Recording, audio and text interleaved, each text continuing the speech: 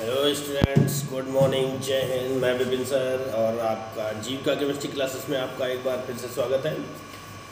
Hello students, आप पढ़ रहे हैं class 12th unsolved paper chemistry, यानी आप रसायन विज्ञान का अनसॉल्व पेपर सॉल्व कर रहे हैं, जिसमें कि आपको 5 सेट सॉल्व करवाए जा चुके हैं और 6वां सेट आपको सॉल्व आज हमें करवाना है। ठीक है ना। तो आइए हम देखते हैं, शुरू करते हैं आज का chemistry unsolved paper 2020 set 6 347 WF class 12। ठीक है ना। तो इसको आइए शुरू करते हैं। क्या है हमारा पहला प्रश्न? हमारा बनता है क्वेश्चन नंबर 1 का है, ऑप्शनल क्वेश्चन होता है फर्स्ट, उसके बारे में देखिए। अनसॉल्व लेकर बैठेंगे तो समझ में आ जाएगा। पहला प्रश्न कह रहा है, निम्न में से किस अणु के केंद्रक परमाणु पर एकाकी इलेक्ट्रॉन युग्म होता है? एकाकी इलेक्ट्रॉन युग्म होता है। एकाकी का मतलब होता है कि जो इलेक्ट्रॉन साझा करने से बच जाए, जैसे कि NH3 है आपका, इसमें चौथा ऑप्शन। नाइट्रोजन की बाहरी कक्षा में 5 इलेक्ट्रॉन होते हैं, जिनमें 3 की साझेदारी हो चुकी होती है, 2 बच जाते हैं। इसे हम कहते हैं लोन पेयर इलेक्ट्रॉन या फिर एकाकी इलेक्ट्रॉन युग्म। ठीक है ना। तो यहाँ पर पहले का चौथा ऑप्शन आपका सही हो जाएगा, यानी कि NH3। ठीक है, इसके पास एकाकी इलेक्ट्रॉन युग्म होता है। दूसरा है, शून्य कोटि की अपक्रिया के वेग स्थिरांक का मात्रक होता है। तो पहले का खा, इसका आंसर हो जाएगा मोल, और ऑप्शन दे रहे हैं, इसका थर्ड ऑप्शन सही है, mole litre inverse second inverse. गा नंबर पर कह रहा है, कौन सा डाइसैकेराइड है? कौन सा डाइसैकेराइड है? तो ग्लूकोज, फ्रक्टोज, जाइलोज, सुक्रोज। इसका भी थर्ड ऑप्शन सही है, सुक्रोज जो है डाइसैकेराइड के अंतर्गत आता है। ठीक है ना। घा नंबर पर है आपका, 180 ग्राम जल में जल के कितने मोल होंगे? 180 ग्राम जल में जल के कितने मोल होंगे? तो देखिए होता क्या है, मोलों की संख्या, मोल बराबर होता है ग्राम में मात्रा बटे अणुभार। अब ग्राम में मात्रा 180 दी गई है और m बराबर जल का अणुभार 18 होता है, काट देंगे तो 18 दाम 80, यानी 10 मोल। ठीक है, तो इसका भी थर्ड ऑप्शन सही हो जाएगा, 10 मोल। ठीक है, अब चलते हैं क्वेश्चन नंबर पहले के अंगा। तनुता बढ़ाने पर विशिष्ट चालकता घटती है। दूसरा ऑप्शन सही है, यानी घटती है। तनुता बढ़ाने पर यानी कि विलय की मात्रा कम और विलायक की मात्रा और ज्यादा करने पर उसकी जो होती है विशिष्ट चालकता घटती है। 4 नंबर है पोटेशियम सल्फेट। पोटेशियम सल्फेट मतलब होता है, 4 नंबर का आंसर हमें लिखना है। पोटेशियम सल्फेट का सूत्र होता है K2SO4। ये टूट जाएगा 2K plus SO4 double minus में। काय में टूटा, आयनों में टूटा है ना। काय में टूटा, आयनों में टूटा है, तो ये बन जाएगा, पहला ऑप्शन सही है इसका, आयनिक ठोस। ठीक है ना, क्या हो जाएगा? आयनिक ठोस हो जाएगा। क्लियर हुई बात? अब चलते हैं हम आगे। तो आइए देखते हैं क्वेश्चन नंबर दूसरे का सॉल्व करना है। क्या है प्रश्न? चांदी घनीय समृद्ध संकुलन, चांदी घनीय समृद्ध संकुलन CCP जालक बनाती है। इसके क्रिस्टल की एक्स किरण जांच से ज्ञात हुआ कि इसके एकक सेल के कोर की लंबाई 408.6 पिकोमीटर है। चांदी के घनत्व की गणना कीजिए। Ag का परमाणु भार 107.9 दिया गया है। ठीक है, तो आइए सॉल्व करते हैं। सबसे पहले देख लेते हैं दिया क्या क्या है। तो A बराबर भुजा की कोर की लंबाई, यानी कोर माने होता है भुजा, भुजा की लंबाई को हम A से लिखते हैं। A बराबर दिया गया है आपका 408.6 पिकोमीटर। ठीक है ना, 408.6 पिकोमीटर, जिसे हम चेंज कर लेते हैं किस में? अब 1 पिकोमीटर में कितने होते हैं? 10⁻⁻12 मीटर होते हैं। ठीक है, और अगर इसको हम चेंज कर दें किस में? सेंटीमीटर में, तो ये हो जाएगा 408.6 गुणे 10 की घात -10 सेंटीमीटर, ये आ जाएगा। उसका परमाणु भार दिया गया है m बराबर 107.9। अब क्योंकि क्या कह रहा है CCP जालक में होता है, CC मतलब FCC होता है, CC मतलब FCC, और FCC में परमाणुओं की संख्या Z बराबर 4 होती है, ठीक है ना। एवोगैड्रो संख्या Na बराबर आपका मान निश्चित है, ये आपकी वैल्यू आपको रखनी है। हमें घनत्व D बराबर निकालना है, सूत्र होता है D बराबर Z into M upon A³ Na।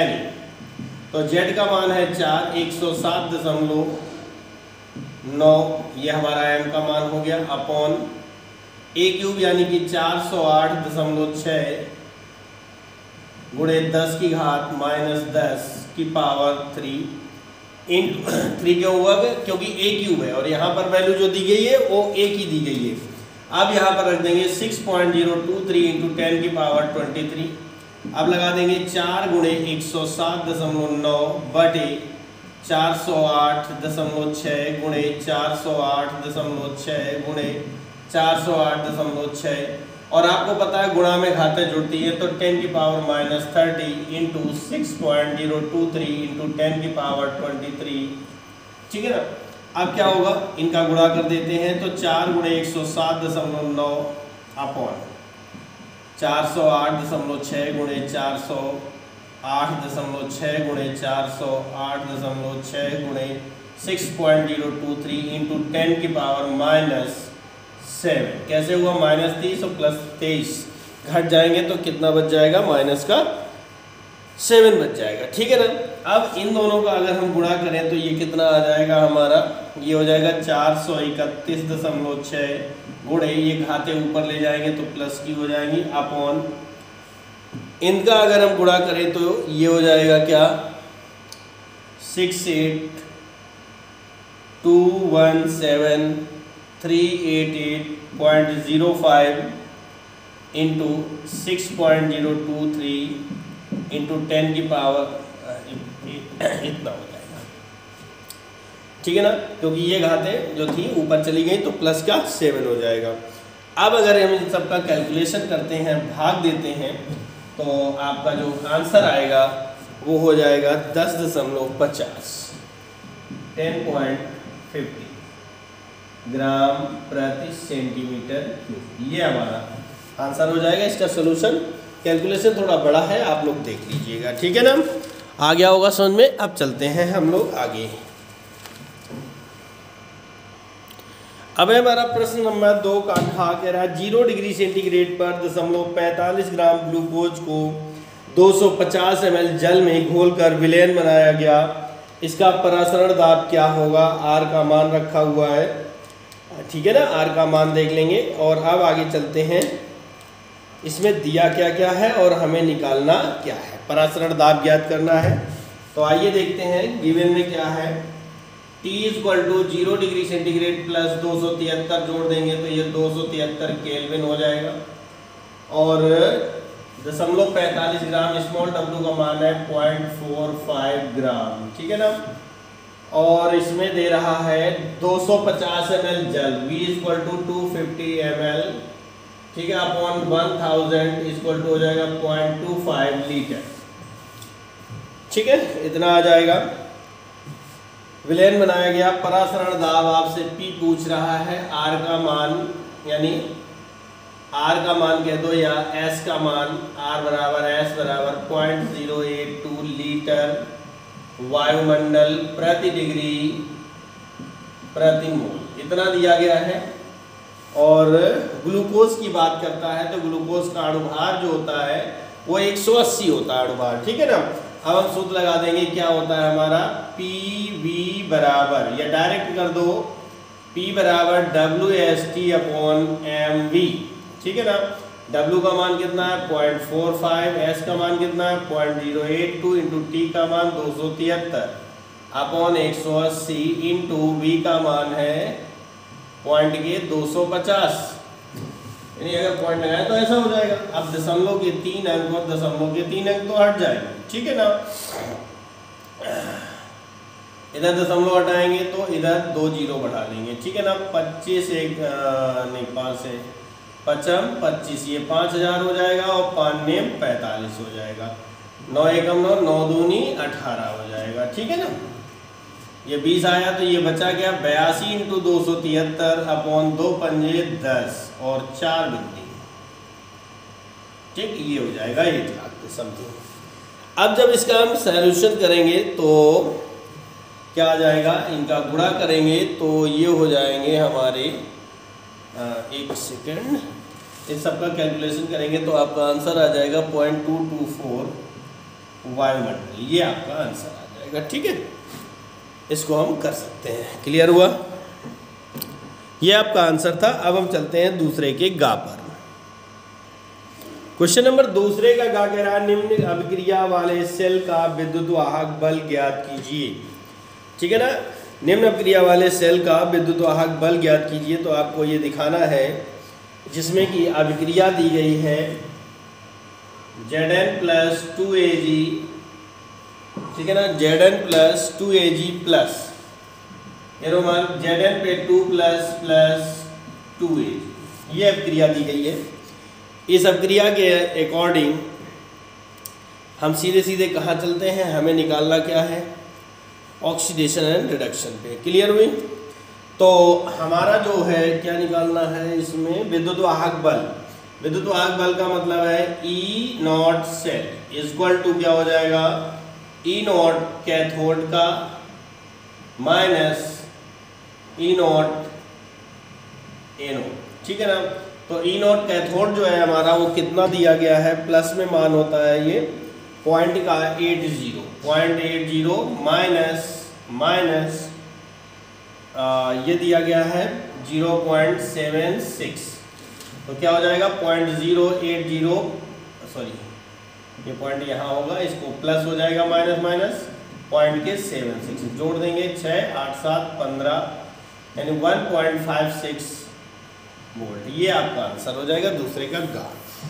अब जो क्वेश्चन नंबर दूसरे का घा है उसमें वो कह रहा है ऋणात्मक उत्प्रेरण को समझाइए और 2 उपयोग, ये आपका आउट ऑफ सिलेबस हो चुका है इसलिए इसको यहाँ से सॉल्व नहीं करेंगे। अब हमें चलना है तीसरे के का पर। क्वेश्चन नंबर 3 का क्या कह रहा है 17.1 ग्राम सुक्रोज अणुभार दे रहा है, इतना को 100 ग्राम जल में घोलने पर हिमांक में अवनमन इतना होता है, जल का मोलल अवनमन स्थिरांक की गणना कीजिए।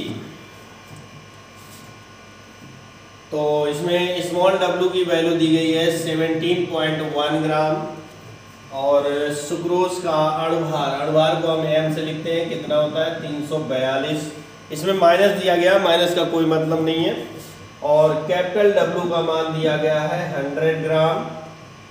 जल में घोलने पर हिमांक में अवनमन यानी कि डेल्टा TF का मान है 0.93 डिग्री सेंटीग्रेड और मोलर अवनमन स्थिरांक यानी कि KF बराबर आपसे निकालना है। हमारा फॉर्मूला होता है m = 1000 into KF into small w upon delta TF into capital W।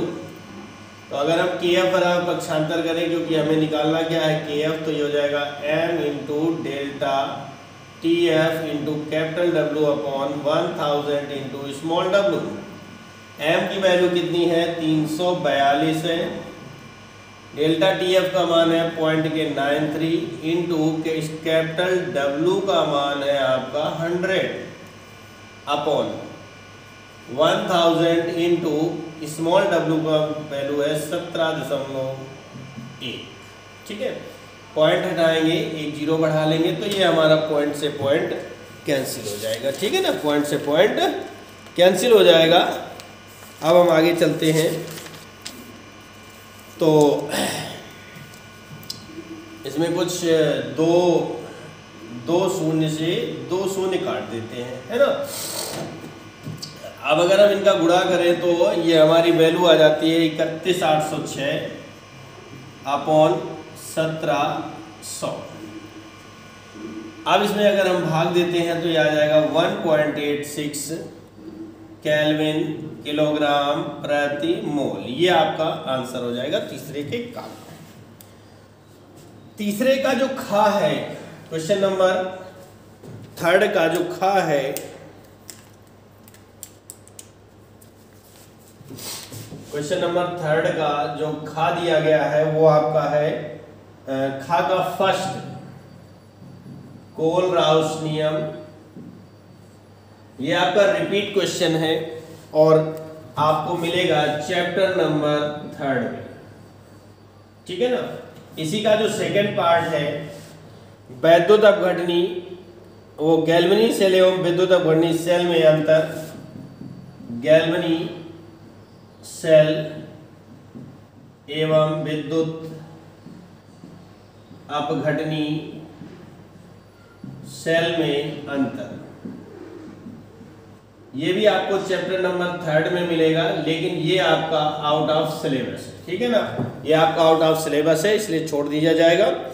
इसी का जो घा कह रहा है, तीसरे का घा नहीं सॉरी गा, तीसरे का गा, इसमें टिप्पणी करवा रहा है स्कंदन पर, ये आपको मिलेगा चैप्टर नंबर 5 में, चैप्टर नंबर 5 में मिलेगा स्कंदन, बल्कि रिपीट क्वेश्चन है, इसके बारे में भी आप पढ़ चुके हैं, ठीक है ना। तीसरे का घा है, थर्ड का घा कह रहा फास्फीन के 4 गुणों की तुलना, फास्फीन की तुलना अमोनिया से, ठीक है। ये आपका आउट ऑफ सिलेबस है, बट अगर आप देखना चाहें तो ये आपको मिलेगा चैप्टर नंबर 7 के पार्ट नंबर ए पर, ठीक है ना। ये आपको यहाँ पर आंसर मिल जाएगा, चैप्टर नंबर 7 के पार्ट नंबर ए पर मिल जाएगा, ठीक है ना। वैसे आउट ऑफ सिलेबस है, इसकी कोई आवश्यकता नहीं है। अब हम लोग चलेंगे क्वेश्चन नंबर 4 के का पर। क्वेश्चन नंबर 4 का कह रहा है संक्रमण तत्व को समझाइए तथा इनके 2 मुख्य गुण धर्म भी लिखिए।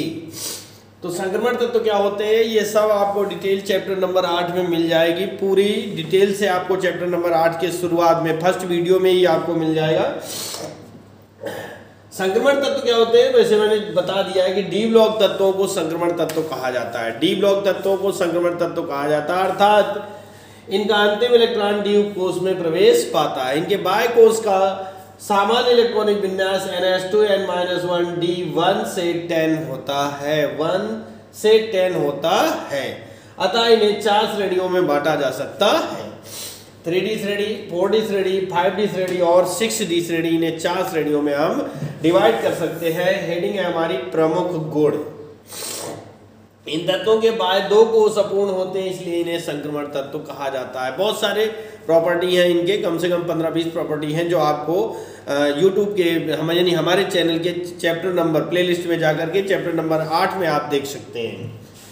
इन तत्वों के बाह्य 2 कोष अपूर्ण होते हैं, इसलिए इन्हें संक्रमण तत्व कहा जाता है, ठीक है ना।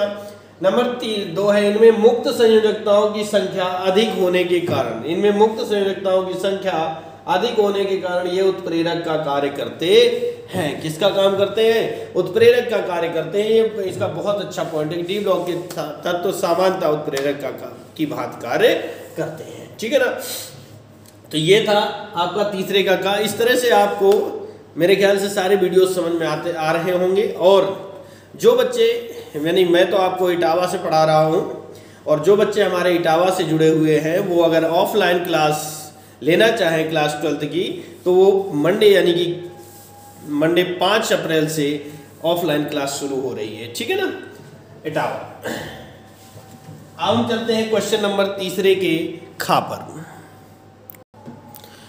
क्वेश्चन नंबर 4 का खा कह रहा है निम्न अपक्रिया को पूर्ण कीजिए तथा ABC का सूत्र एवं नाम लिखिए, ठीक है ना। ABC का सूत्र एवं नाम लिखना है।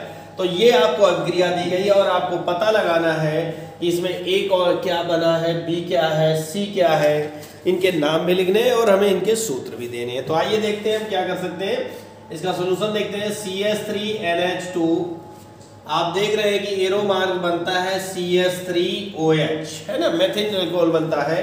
तो मेथिल अल्कोहल कब बनता है, जब किसी भी एमीन की नाइट्रस अम्ल से अपक्रिया करवाते हैं, नाइट्रस अम्ल से अपक्रिया करवाते हैं तो अल्कोहल बनता है। तो यहाँ पर HNO2 हो जाएगा, ठीक है ना।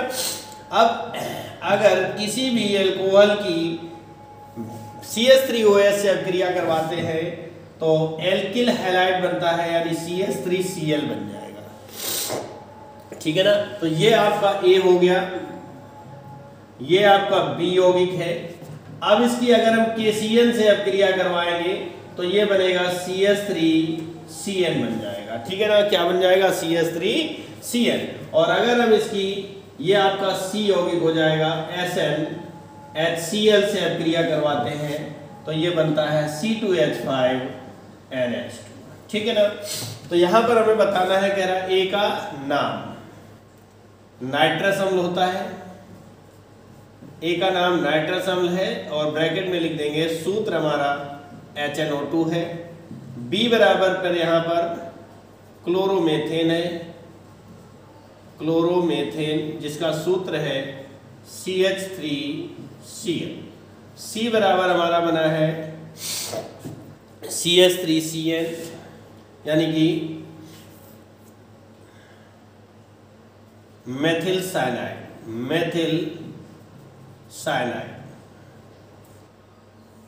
और इसका सूत्र है CH3Cl। ठीक है ना। ये हमारे थे A B C। अब हम चलते हैं क्वेश्चन नंबर 4 के गा पर। तो क्वेश्चन नंबर जो 4 का गा है वो दे रहा है बहुलक के बारे में, जो कि आपका आउट ऑफ सिलेबस हो चुका है, यानी इस साल की परीक्षा में ये नहीं आ रहा है। अब क्वेश्चन नंबर 4 के घा में चलते हैं। इसमें कह रहा है प्रतिजैविक क्या होते हैं, किन्हीं दो प्रतिजैविकों के नाम। तो ये भी आपका आउट ऑफ सिलेबस हो चुका है, हट चुका है। ये चैप्टर नंबर 14 और ये चैप्टर नंबर ये 15 और ये वाला 16 चैप्टर का है।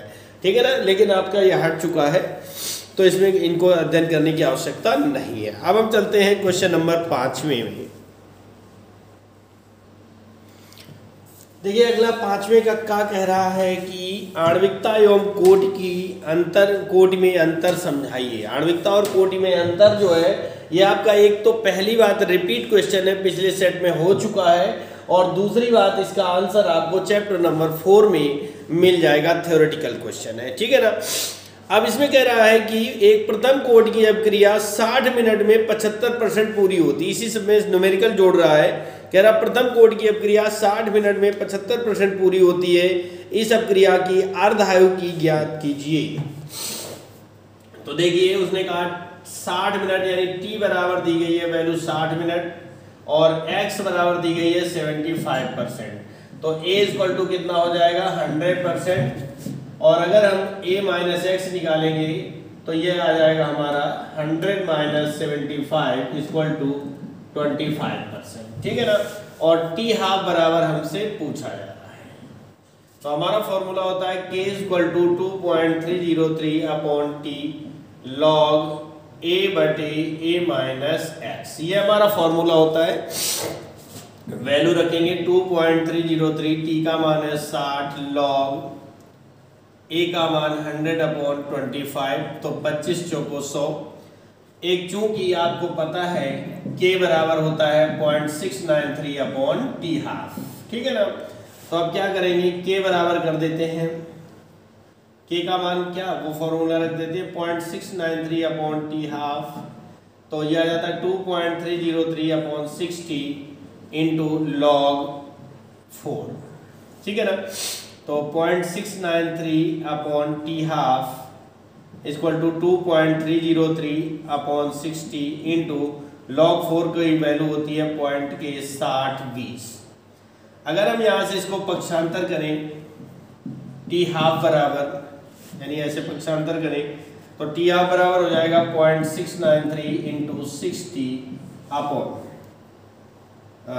2.303 इंटू 0.6020, ये मान हो जाएगा। अब इसका अगर हम कैलकुलेशन करते हैं तो ऊपर का अगर गुणा करते हैं तो 41.58 आ जाएगा, 41.58 ऊपर का, और नीचे का जो होगा कैलकुलेशन वो 1.386, यानी दशमलव के बाकी के अंक छोड़ देते हैं, संभवता में ले लेते हैं। इनका अगर हम सॉल्यूशन करेंगे तो ये 30 मिनट आपका आंसर आ जाएगा। कैलकुलेशन आप लोग कर सकते हैं, यहाँ से आपका आंसर हो जाएगा। ठीक है, अब हम चलते हैं पांचवें के खा की बात करते हैं। तो क्वेश्चन नंबर जो 5 का खा है, यानी पांचवें का खा जो है वो क्या कह रहा है, कह रहा है कि कॉपर के मुख्य अयस्क का नाम सूत्र लिखिए, कॉपर पायराइड से शुद्ध तांबे के निष्कर्षण की विधि का वर्णन। ये आपका चैप्टर नंबर 6 का क्वेश्चन है, लेकिन ये आपका आउट ऑफ सिलेबस हो चुका है, इसलिए इसको यहाँ पर नहीं करेंगे। ठीक है ना, आगे चलते हैं। तो क्वेश्चन नंबर 5 का गा है हमारा, क्या कह रहा है कि एक दंती लिगेंड क्या है, उदाहरण द्वारा समझाइए तथा निम्न का यूपीएससी में नाम लिखिए। तो एक दंती लिगेंड की परिभाषा है वे लिगेंड जिनमें केवल एक दाता परमाणु होता है एक दंती लिगेंड कहलाते हैं। दूसरी बात क्या होती है, इसे याद करने बहुत सिंपल। द्विदंती लिगेंड की बात करें तो जिनमें 2 दाता परमाणु होते हैं। त्रिदंती की बात करें जिनमें 3 दाता परमाणु होते हैं। जिनमें 3 से ज्यादा दाता परमाणु हो फिर वो बहुदंती बन जाता है। ठीक है ना, तो ये परिभाषा हो गई, ये एग्जाम्पल हो जाते हैं। ठीक है, अब हमें इनके आईयूपीएसी नाम लिखने हैं। क्या लिखने हैं भैया, आईयूपीएसी नाम लिखने हैं। तो पहला दिया गया है FeH2O का होल 6 Cl3, तो इसका आईयूपीएसी नाम बनेगा, क्या हो जाएगा, हेक्सा एक्वा फेरस, या आयरन लिख सकते हैं फेरस थर्ड क्लोराइड, ये बनेगा आईयूपीएसी नाम। दूसरे का आईयूपीएसी नाम बनता है, इसमें 2 लिगेंड है तो अल्फाबेट लगाना होगा, टेट्रा एमीन सल्फेटो कोबाल्ट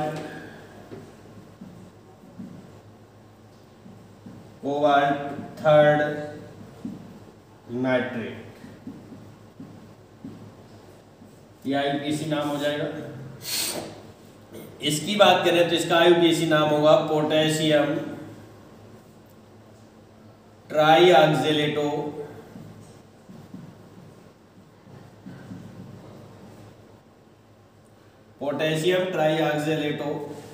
फरेट थर्ड, ये बनेगा आईयूपीएसी नाम। ठीक है ना, देखिए मैं यहाँ पे आईयूपीएसी नाम लिख देता हूँ क्योंकि इनकी डिटेल बताने में वीडियो बहुत लेंदी हो जाएगा। ठीक है ना, जिसे अपलोड करने में बहुत प्रॉब्लम होगी। तो इनकी डिटेल अगर आप देखना चाहते हैं कैसे बनते हैं तो वो आपको प्लेलिस्ट में जाकर के चैप्टर नंबर 9 देखना होगा। ठीक है ना, क्लास 12 चैप्टर नंबर 9 देखना होगा आपको। अब चलते हैं पांचवें के घा पर। आइए देखिए, पांचवें का घा कह रहा प्रयोगशाला में क्लोरोबेंजीन बनाने की विधि का रासायनिक समीकरण तथा निम्न के साथ इसकी अभिक्रिया लिखिए। तो क्या होता है कि प्रयोगशाला में बेंजीन डाइएजोनियम क्लोराइड को क्यूप्रस क्लोराइड व HCl के साथ 60 डिग्री सेंटीग्रेड पर गर्म करने पर क्लोरोबेंजीन प्राप्त होता है। तो आइए देखते हैं, मैं समीकरण पूछा गया था, मैंने थोड़ी सी भाषा लिख दी है ताकि आपको ज़्यादा सहूलियत हो। N2+Cl-, ये हमारा है बेंजीन डाइएजोनियम क्लोराइड।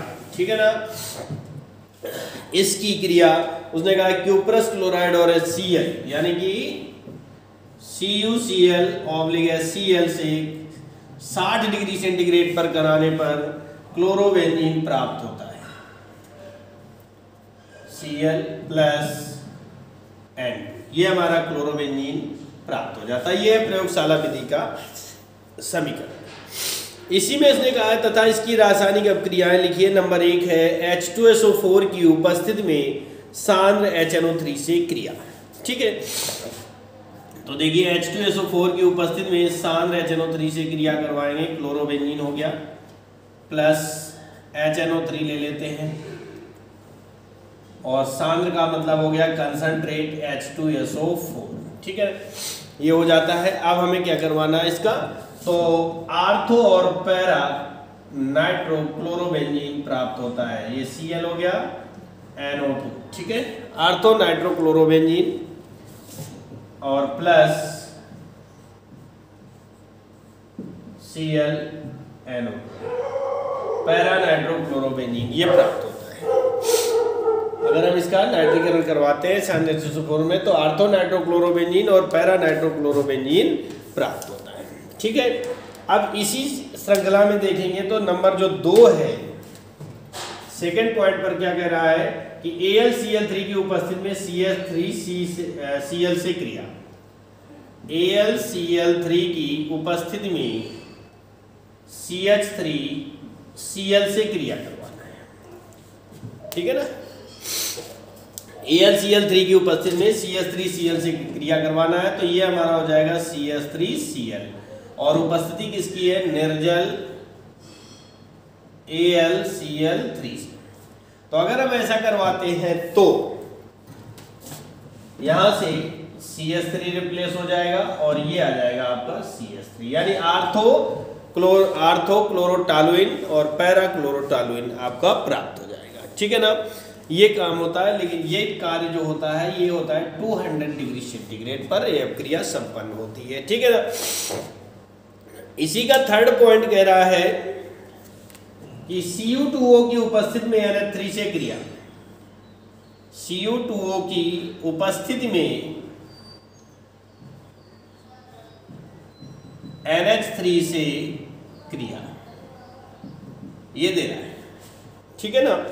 तो अगर हम Cu2O की उपस्थिति में अमोनिया से इसकी क्रिया करवाते हैं तो क्या होगा, देखिए 2C6H5Cl, ये हमारा क्लोरोबेंजीन है, प्लस अमोनिया के लिए हम क्या 2 मॉलिक्यूल्स लेते हैं, 2NH3 प्लस Cu2O,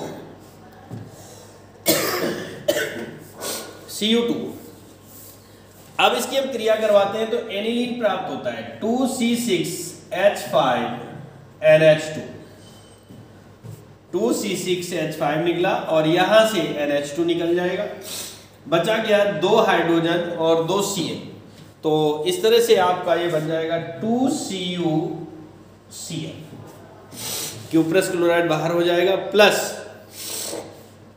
2 हाइड्रोजन और 1 ऑक्सीजन, मतलब कि H2O ऑक्टेन हो जाएगा, ठीक है ना। तो ये था आपका 5वें का घा जो कंप्लीट हो जाता है। अब हम चलते हैं 6वें के का पर।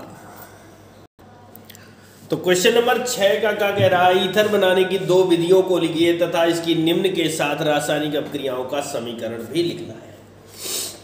तो हमारी पहली विधि है, हेडिंग डालेंगे ईथर बनाने की विधियां। नंबर 1 पर विलियमसन संश्लेषण द्वारा, बहुत पूछी जाने वाली डेफिनेशन है, अलग से शॉर्ट नोट आता है इसका, कि जब एल्किल हैलाइड की क्रिया सोडियम या पोटेशियम क्लोराइड, एल्किल हैलाइड मतलब होता है RX, ठीक है ना, RX प्लस सोडियम या पोटेशियम एल्कोक्साइड, मान लो कि CH3ONa, ये सोडियम एल्कोक्साइड हो गया, ठीक है ना, सोडियम एल्कोक्साइड हो जाता है, या फिर इसको लिख सकते हैं क्या, इसको उल्टा लिख दे NaOR, ये सोडियम एल्कोक्साइड है, से क्रिया कराते हैं तो ईथर प्राप्त होता है, इतना भाग हमारा निकल जाएगा, क्या बचेगा ROR प्लस NaX।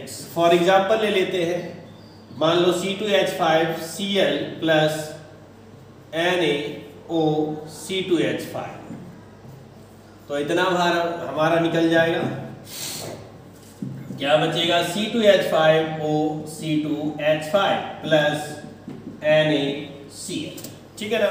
ये थी हमारी विलियमसन संश्लेषण द्वारा ईथर बनाना। दूसरी विधि है प्रयोगशाला, क्या कह रहे हैं, प्रयोगशाला में एथिल अल्कोहल व शान H2SO4 के मिश्रण को 140 डिग्री सेंटीग्रेड पर गर्म करने पर डाई एथिल ईथर प्राप्त होता है। तो C2H5OH plus H2SO4 140 degree centigrade temperature बनेगा C2H5HSO4 प्लस H2O, फिर C2H5HSO4 प्लस एल्कोहल का दूसरा मॉलिक्यूल, कंडीशन सेम होगी, बन जाएगा C2H5O C2H5 प्लस H2SO4, ये बना हमारा डाई एथिल ईथर, ठीक है ना। क्या बन जाता है, डाई एथिल ईथर बनकर तैयार हो जाता है। अभी हमें इसके रासायनिक गुणों के बारे में बात करनी है, तो आइए देखिए, इसकी अभिक्रियाएं भी देने के लिए बात कर रहा है। तो पहले उसने दिया है कि CH3COCl से अभिक्रिया करवानी है हमें ईथर की, तो देखिए क्या कर सकते हैं, ROR लेने से मतलब ईथर होता है, कोई कॉमन प्रॉपर ईथर के बारे में बात नहीं करना, उससे सामान्य बात की है इसलिए यही लेंगे प्लस ClCoCS3 ClCoCS3 तो क्या बनेगा,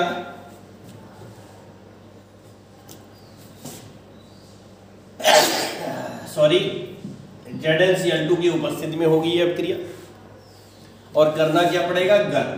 तो ये बन जाएगा RCl, एक तो बनेगा एल्किल हैलाइड, दूसरा बनेगा CS3COOR, ये बन जाएगा। ठीक है ना। अब नंबर 2 पर था कि PCl5 से क्रिया करवाना है, PCl5 से, तो ये हो जाएगा ROR plus PCl5, arrow mark बनेगा 2RCl प्लस POCl3, ये बन जाएगा।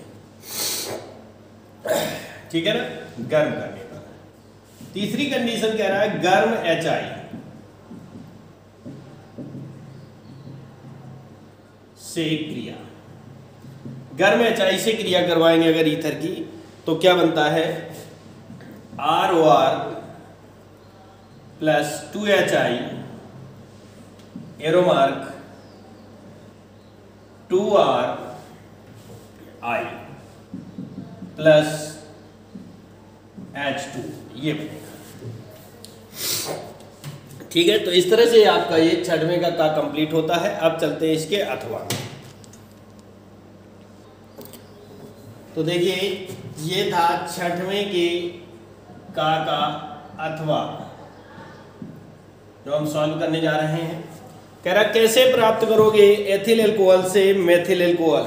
ठीक है ना, क्या बनाना है, एथिल अल्कोहल से मेथिल अल्कोहल, या कहते हैं एथेनॉल से मेथेनॉल आपको बनाना है। ठीक है ना, तो आइए शुरू करते हैं। एथिल अल्कोहल का सूत्र हमारा क्या होता है, CH3CH2OH, ये हमारा क्या है, एथिल अल्कोहल है। ठीक है ना, क्या है भैया, एथिल अल्कोहल है, और एथिल अल्कोहल से हमें बनाना है मेथिल अल्कोहल। तो क्या करते हैं, इसकी क्रिया हम करवाते हैं SOCl2 से। ठीक है ना, ओ सॉरी गड़बड़ हो गया, एक मिनट, ऑक्सीकरण करवाते हैं K2Cr2O7/H2SO4 के साथ। ऑक्सीकरण करवाएंगे तो आपको पता है कि प्राथमिक एल्कोहल CH2H का फॉर्मूला होता है, प्राथमिक एल्कोहल की पहचान है। तो ऑक्सीकृत होकर के सर्वप्रथम एल्डिहाइड बनाते हैं। क्या बनाते हैं, एल्डिहाइड। अब इस एल्डिहाइड के पुनः ऑक्सीकरण करवाएंगे तो एसिटिक अम्ल प्राप्त हो जाएगा, CH3COOH प्राप्त हो जाता है।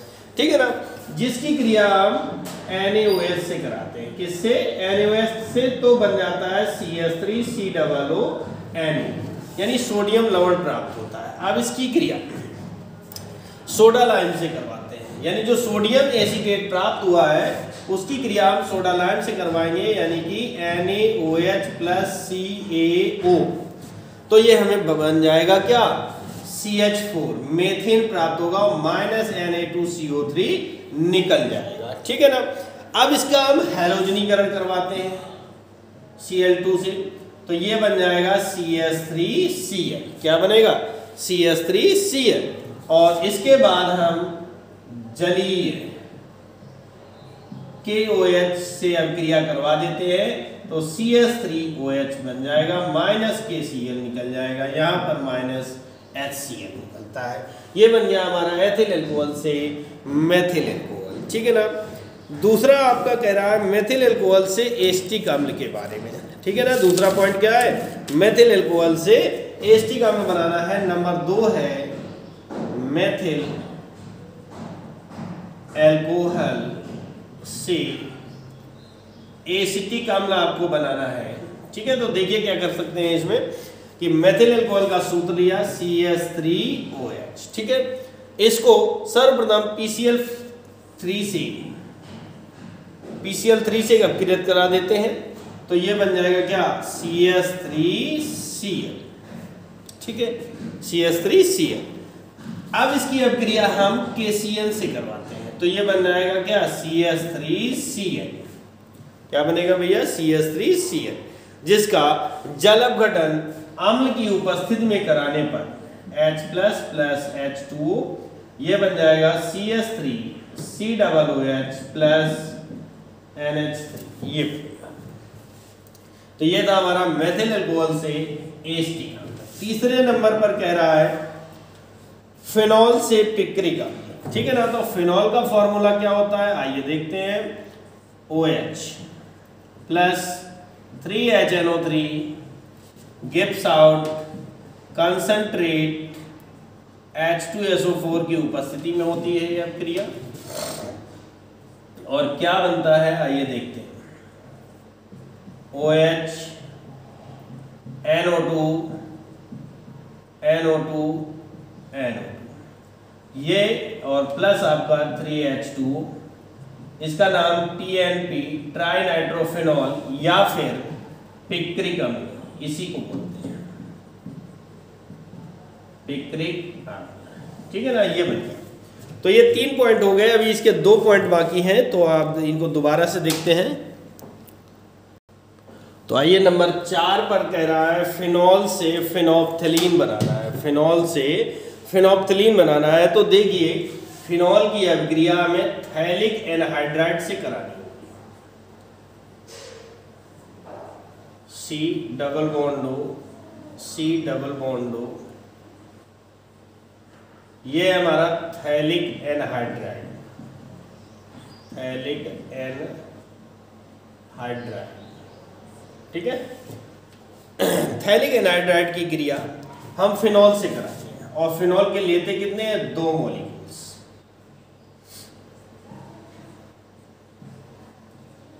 फिनॉल को हमने लेटी हुई रिंग में दिखा दिया। क्यों ऐसा कर रहे हैं, क्योंकि आपका जो ये भाग है यानी कि H2O वो लेस हो जाएगा, तो एरो मार्क क्या बनेगा, ठीक है ना। ये वाली रिंग हो गई, जैसी थी वैसी ही बना दिया हमने। अब इसके बाद में C double bond O single bond O single bond C,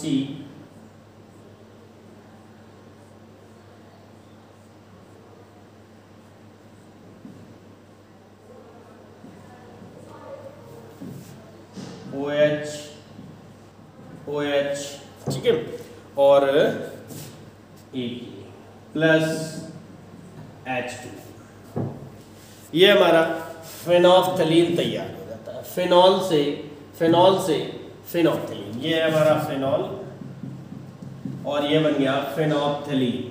क्या बना, फिनोप्थिलीन। क्लियर है। अब नंबर इसका जो 5वां है, 5वें पॉइंट पे कह रहा है फिनॉल से बेंजीन।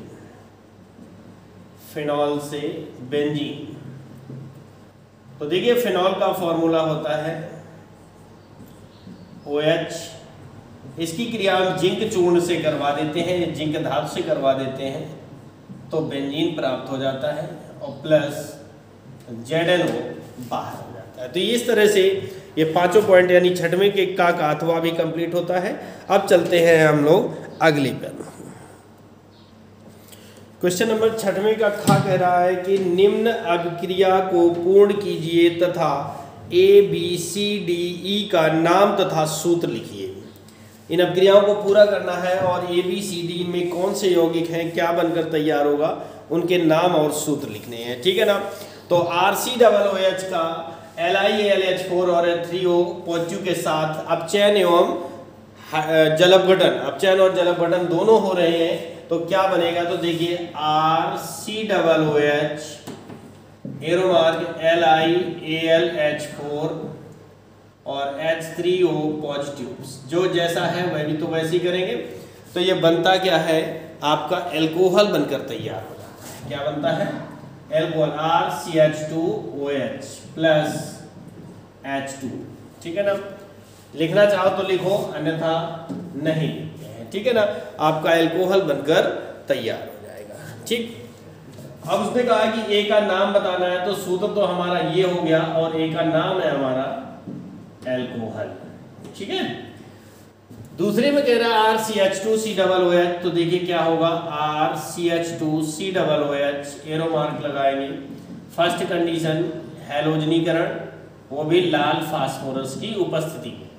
और दूसरी कंडीशन पर क्या करवाना है, हमें जल अपघटन करवाना है, तो ये बन जाएगा क्या, कार्बोक्सिलिक अम्ल। तो RCHX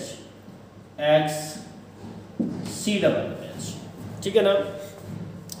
अब मान लो कि यहाँ पर हम CH2 ना लेकर के हम यहाँ पे Cl2 ले लेते, तो ये Cl बन जाता, तो इसका नाम क्या हो जाता कि 2-क्लोरो R पर डिपेंड करता है ना, कार्बोक्सिलिक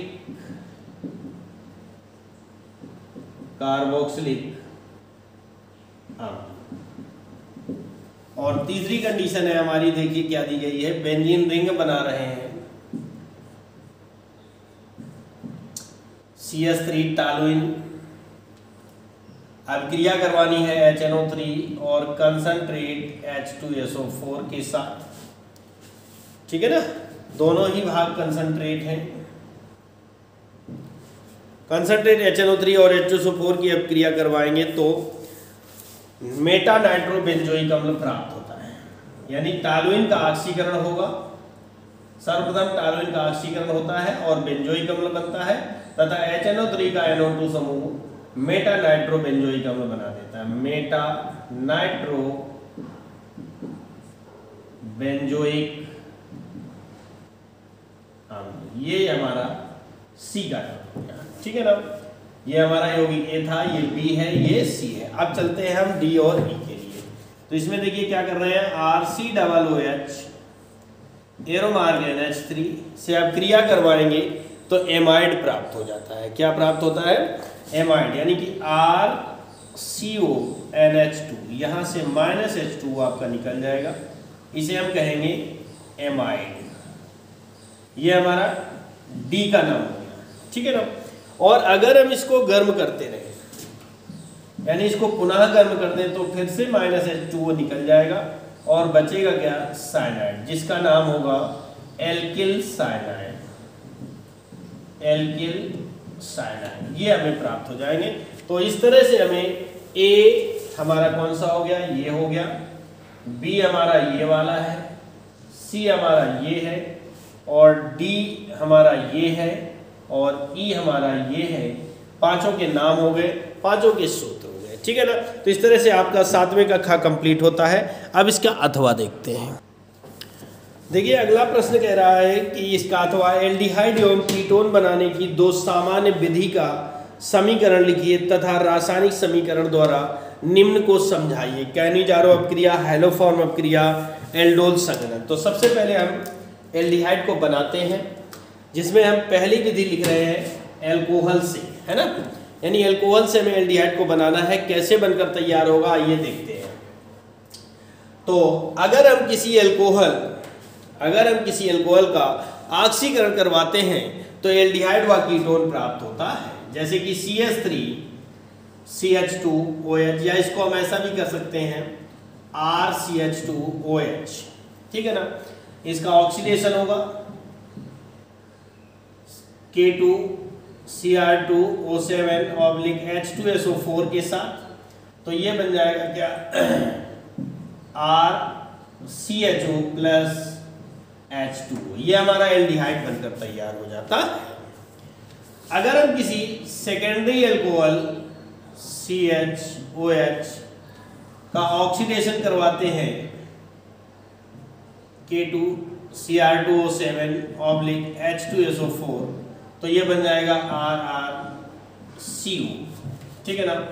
ये हमारा एल्डिहाइड बनता है और ये हमारा बना कीटोन प्लस H2, ठीक है ना।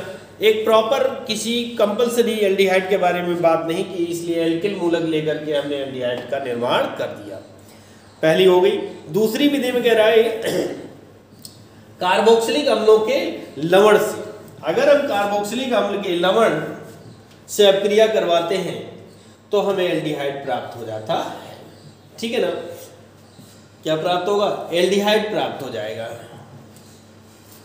जैसे कि HCOO का होल ट्वाइस CA, ये कार्बोक्सिलिक अम्ल का लवण है, प्लस कुछ नहीं, आसवन करवाना है तो ये बन जाएगा HCHO प्लस CaCO3, इसका नाम होगा फॉर्मेल्डिहाइड, है ना। R ले लेते हैं यहाँ पर तो R एल्डिहाइड बन जाता है, ठीक है ना भैया। अगर हम यहाँ पर ले लें CH3COO का होल ट्वाइस Ca, ये कैल्शियम फार्मेट है, कैल्शियम फार्मेट, और ये कैल्शियम एसीटेट है, ठीक है। इनका आसवन करवाते हैं तो क्या प्राप्त हो जाएगा, CH3CO प्लस CaCO3 एसीटोन यानी कीटोन प्राप्त हो जाएगा, एसीटोन यानी कीटोन प्राप्त हो जाएगा। तो ये थी एल्डिहाइड व कीटोन बनाने की दो सामान्य विधियां। अब आगे चलते हैं, इसी में देखिए छठवें के खा के अथवा में एल्डिहाइड और कीटोन बनाने की 2 नंबर की विधियां कंप्लीट हो गई हैं। आगे कह रहा है कि निम्न अपक्रियाओं को रासायनिक समीकरण द्वारा समझाना है। पहली है कैनिजारो अपक्रिया, ठीक है ना। क्या है कैनिजारो अपक्रिया है, तो इसमें क्या होता है कि अगर हम किसी एल्डिहाइड को, मान लीजिए 2HCHO ले लिया, किसी एल्डिहाइड को क्षार की उपस्थिति में, किसी एल्डिहाइड को क्षार के साथ अभिकृत कराते हैं, किसके साथ, क्षार के साथ अभिकृत कराते हैं, तो क्या बनेगा, एक तो भाग एल्कोहल बनता है CH3OH प्लस HCOON, इसका नाम होगा सोडियम फार्मेट, और ये आपका एल्कोहल बन जाएगा। ये है हमारी कैनिजारो अपक्रिया, ठीक है ना। नंबर 2 पर कह रहा है कि हैलोफॉर्म अपक्रिया, ठीक है ना। क्या कह रहा है भैया, हैलोफॉर्म अपक्रिया के बारे में हमें बताना है। तो क्या होती है हैलोफॉर्म, कि जैसे मान लो कीटोन अपक्रिया देते हैं, ये RCOCH3, ठीक है ना, कोई एक प्रॉपर कॉमन तो लिया नहीं गया, प्लस 4NaOH प्लस 3X2 यानी हैलोजन। हैलोफॉर्म के लिए हैलोजन लेना तो बहुत ही जरूरी है। तो आपका बनता क्या है, एक तो बनता है CH3, ये हमारा हैलोफॉर्म, ठीक है, प्लस CH3COONA, तो वहां पर हो जाएगा RCOONA plus 3NaX plus 3NaX plus आपका क्या बचेगा, हैलोजन की बात करते हैं, ऑक्सीजन यहाँ पर 4 और 1 5, 2 ऑक्सीजन निकल गए, मतलब कि 3 बच गए, 3H2O बन जाएगा, ठीक है ना। ये हमारी हैलोफॉर्म अपक्रिया है। क्या डेफिनेशन बन सकती है, जब किसी कीटोन को हैलोजन तथा क्षार के साथ अपकृत कराते हैं तो हैलोफॉर्म बनकर तैयार होता है। यह अपक्रिया हैलोफॉर्म अपक्रिया कहलाती है। एल्डोल संघनन, अगली हेडिंग है हमारी, एल्डोल संघनन के बारे में बात कर रहे हैं। तो वे अल्फा हाइड्रोजन परमाणु युक्त एल्डिहाइड, ठीक है ना, यानी जिनमें अल्फा हाइड्रोजन परमाणु उपस्थित हो, वे संघनित होकर के एल्डोल का निर्माण करते हैं। मतलब इसको हम इस प्रकार से लिख सकते हैं HCH2CHO, एल्डिहाइड, एसिड एल्डिहाइड, और ये भी एसिड एल्डिहाइड, बस उसके एक अणु को बाहर कर लिया गया है, ठीक है ना। तो क्या हो जाएगा, CH3CHOH CH2CHO, ये बन जाएगा हमारा, ठीक है ना। ये हमारा जो यौगिक बनकर तैयार हुआ, योगात्मक यौगिक बनकर तैयार हुआ है, इसी को हम एल्डोल कहते हैं, और ये अपक्रिया हमारी एल्डोल संघनन कहलाती है, ठीक है। ओके, 7वें का का आपका क्या कह रहा है कि जो 7वें का है, कह रहा है संपर्क विधि द्वारा सल्फ्यूरिक अम्ल के निर्माण का सचित्र वर्णन रासायनिक समीकरणों द्वारा कीजिए। तो ये आपका आउट ऑफ सिलेबस हो चुका है, ये आपका हट गया है, लेकिन इसी में जोड़ रहा है कि निम्न के साथ इसकी रासायनिक अभिक्रिया का समीकरण लिखिए, ठीक है ना।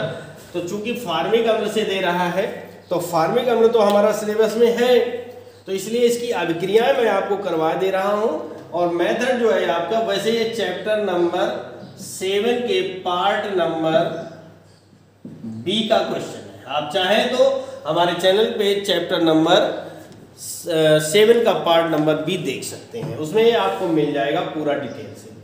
तो हमें क्रिया करवानी है HCOOH को H2SO4 की उपस्थिति में। अगर हम अभिक्रिया करवाते हैं तो CO plus H2 CO plus H2O प्राप्त हो जाता है, ठीक है ना। आगे क्या कह रहा है कि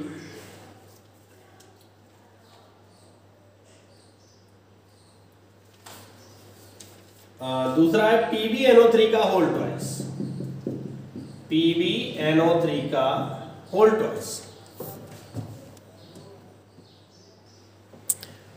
तो दूसरा था लेड नाइट्रेट की अभिक्रिया अगर हम सल्फ्यूरिक अम्ल से कराते हैं तो लेड सल्फेट प्लस नाइट्रिक अम्ल प्राप्त होता है। इसी का तीसरा पॉइंट दे रहा है, क्या है तीसरा पॉइंट, कह रहा है कि एथिल एल्कोहल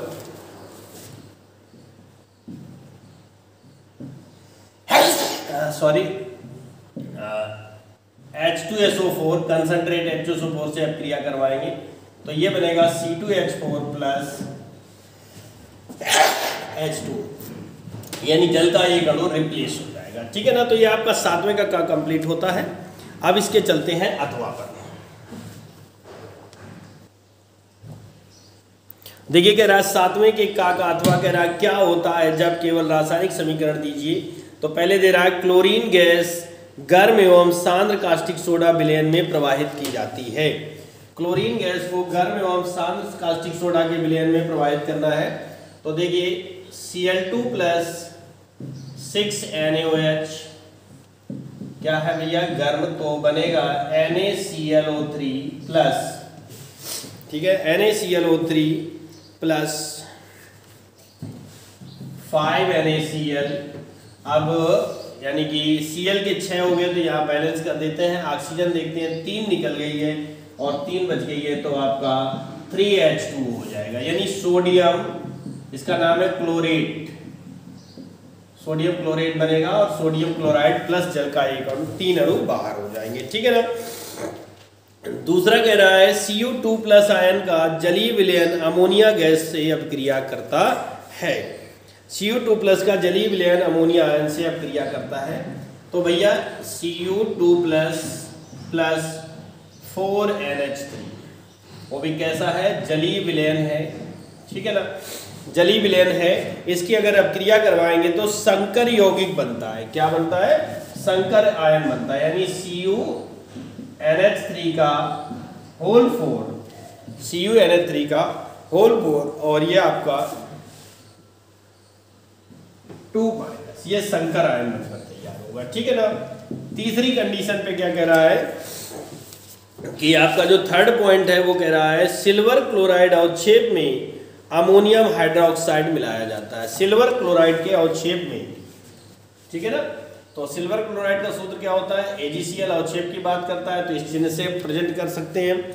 अमोनियम हाइड्रोक्साइड यानी 2NH4OH ये लेते हैं, अमोनियम हाइड्रोक्साइड प्रवाहित करते हैं तो AgNH3 का होल ट्वाइस Cl संकर यौगिक बनता है, ठीक है ना, प्लस आपका 2H2O बाहर, ये हो जाएगा 2H2O।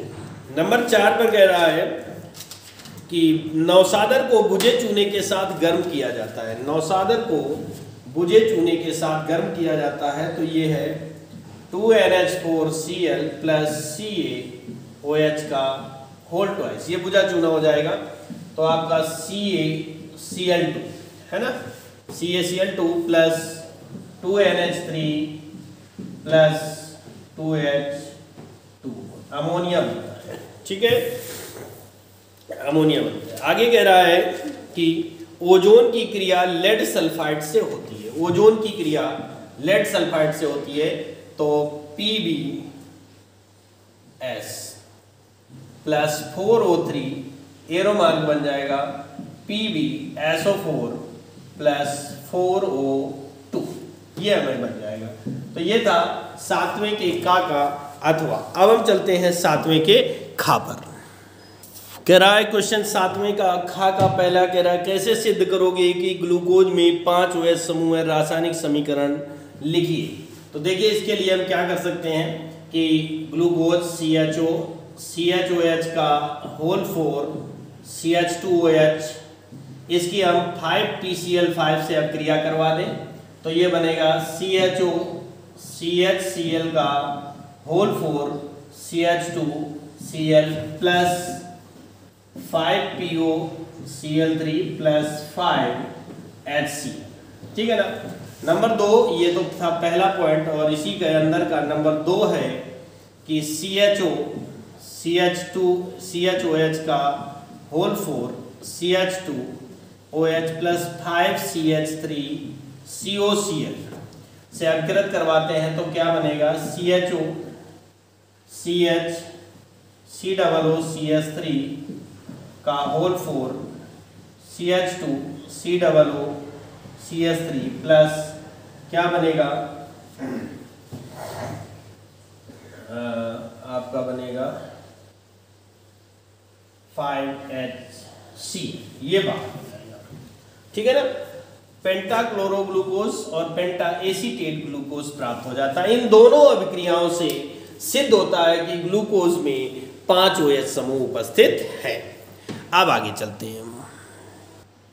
तो हमारा क्वेश्चन था 7वें का खा का पहला तो आपका हो चुका था। इसका दूसरा है पेप्टाइड क्या है, इनका वर्गीकरण कीजिए, हमारे जीवन पर इनके महत्व को समझाइए। तो पेप्टाइड क्या होते हैं, एक अमीनो अम्ल का COOH समूह दूसरे अमीनो अम्ल के NH2 समूह से अपक्रिया करके एमाइड या लवण बनाता है, यानी जो यौगिक बनकर तैयार होता है उसे एमाइड या लवण कहते हैं। इसी को जिसे पेप्टाइड कहते हैं, इसी को पेप्टाइड कहा जाता है। तो देखिए यहाँ पर अमीनो अम्ल का एक COOH समूह हो गया और दूसरे अमीनो अम्ल का NH2 हो गया। आपस में ये बॉन्ड निकालेंगे यानी इतना भाग इनका निकल जाता है। तो क्या निकलता है भैया, H2O बाहर हो जाता है। ठीक है ना। और CO ये वाला और NH आपस में मिलकर के पेप्टाइड बॉन्ड द्वारा एक दूसरे से जुड़ जाते हैं। ठीक है। अब इसमें चूंकि 2 अमीनो अम्ल है तो इसको हम डाइपेप्टाइड कहेंगे। अगर इसी तरह 3 अमीनो अम्ल जुड़ जाए तो ट्राइपेप्टाइड कहेंगे, और अगर बहुत सारे अमीनो अम्ल जुड़ जाए तो पॉलीपेप्टाइड कहेंगे। ठीक है ना। तो ये था हमारा पेप्टाइड। फिर इसका वर्गीकरण, तो अमीनो अम्लों के जुड़ने की संख्या के आधार पर पेप्टाइड निम्नलिखित प्रकार के होते हैं। नंबर 1 डाइपेप्टाइड, जैसे ये हमारी संरचना जो है ये क्या है, डाइपेप्टाइड।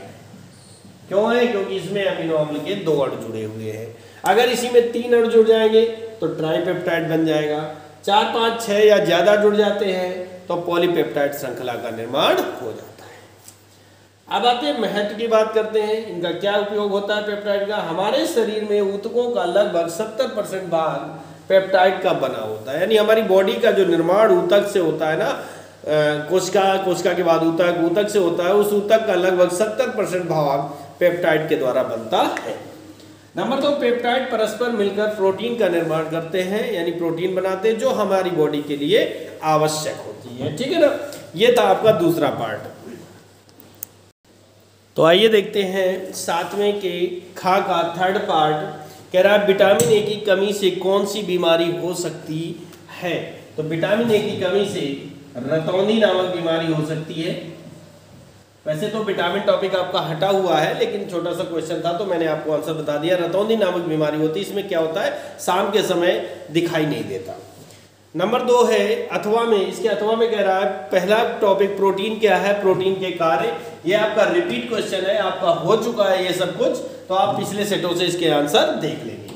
डीएनए की संरचना, ये बहुत कॉमन सा क्वेश्चन है, ये आपके बायोलॉजी में या केमिस्ट्री में कहीं ना कहीं आपको पढ़ाया गया होगा, जो कि चैप्टर नंबर 14 में मिलेगा। ठीक है ना। विटामिन सी का रासायनिक नाम क्या होता है, एस्कॉर्बिक अम्ल होता है। एस्कॉर्बिक अम्ल होता है। ठीक है ना, किसका, विटामिन सी का नाम। और इसकी कमी से रोग कौन सा होता है, स्कर्वी रोग हो जाता है।